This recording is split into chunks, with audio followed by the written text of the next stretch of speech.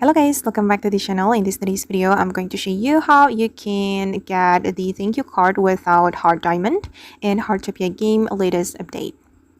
Okay, let's get into it guys. So in the latest update of Heartopia, there is a new event which is called the Heartopia X Multis. And in this event, you will be able to unlock spatial furniture and spatial items. Okay, and I'm going to open up the exchange store. And to buy something from the exchange store, guys, we need to have the thank you card. We can get them by drawing with the exhibition vote. But don't worry, if you don't have the hard diamond to buy the exhibition vote, you can use your wishing star. So you can go to the exchange store and scroll down, and you will see the thank you card. And you can buy them with the wishing stars. And you can use the thank you card to buy the spatial items.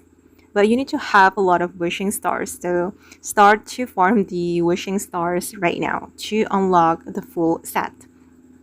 Okay, this is the Window Chasing Puppy Radiant version.